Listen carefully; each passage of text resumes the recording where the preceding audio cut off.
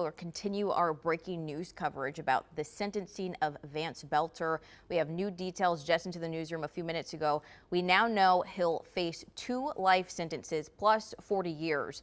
The Bureau of Prisons will decide where he'll serve it after Boelter requested to be moved to a facility down in Florida. Now, we do have more details. We have Gordon Severson and Audrey Russo live outside of the courthouse, so let's get to them. They have more details. Hi, guys.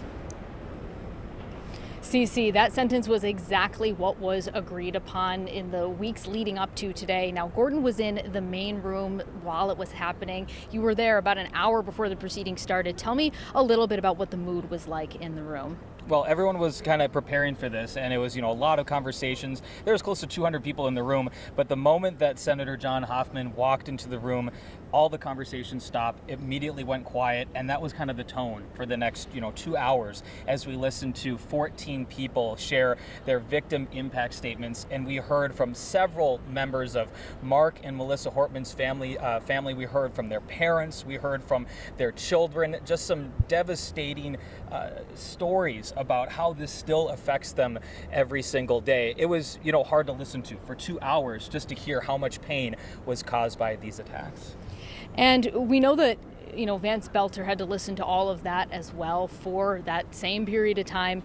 And he made a short statement after all of it was said and done. Tell me a little bit about how folks in the courtroom reacted to that statement. Yeah, his statement, which I took, was just all he said was, "To every person I have caused loss, pain, heartache, confusion, sadness, shame, or loneliness, I'm truly sorry." Word for word, I think it's 18 words. That's all he said. He immediately tried to turn around to walk back to sit down, and the judge says kind of like, "Hold on, we have more to talk about." And they went right into the next part of the proceeding, so I don't think a lot of people really had a moment to react to how short his statement was. But right after it was over, you could hear people just breathing a sigh of relief, a lot of crying, a lot of tears. And so I think no matter what he would have said, people would have been, upset or would have had their own views, the same views they had going into that courtroom today.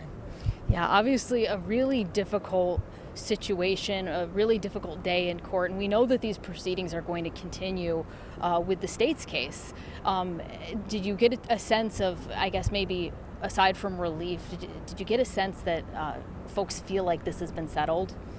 Well, there was a lot of different opinions from the family members. There were a few family members from Mark Hortman's family that had voiced that they were very frustrated that the death penalty was taken off the table. At least 3 members of his family said that they were disappointed with the federal government, with the Trump administration kind of blaming them for not allowing that to happen. But then there were other members on other families that kind of said, "We just want the highest sentence possible," which is what Boelter received. The judge at the end said that this was the longest sentence that he has ever given in his long career, which points to how serious this was. But I do think there were several people in that courtroom that feel like it wasn't enough, that really wanted to see the death penalty. Some people in the room wanted a trial so that more details could come out, and they maybe felt that with those details and that information about what happened may have brought them a little bit more comfort or a little bit more closure of understanding more about what happened.